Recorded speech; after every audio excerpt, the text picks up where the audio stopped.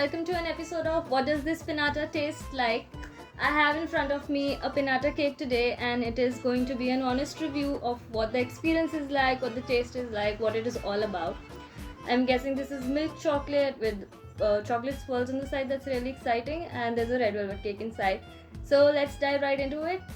I am going to use this hammer to break this cake that I have got along with it. It's complimentary and I'm loving it.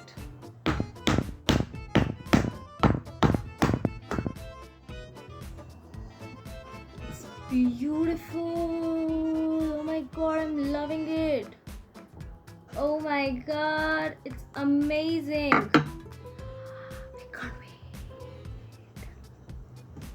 So guys, this is milk chocolate. Oh my gosh, so fresh! It's great, guys. You're not in lockdown. I think this is what you need. Can you guys see the cake? Let me just put this aside for you. This is a red velvet scenario, crumbs on it, and it has red velvet crumbs. It has a strawberry vanilla looking frosting on it, and there's no icing, only crumbs. So let's get to it. This is the knife I've got along with it. It's a wooden one. I love the aesthetics that have come together. I mean, like, just look at this. I'm gonna save this. Let me cut this one for you. Easy to cut, not an issue. I was worried that the wooden knife won't work because it usually does not, but this one does. Let me get a bite of it. Ooh la la! It's beautiful. Oh my god, this is the best lockdown surprise you can literally have for you and your loved ones. It's beautiful. Great. To complement this, like, it's not just vanilla and red velvet.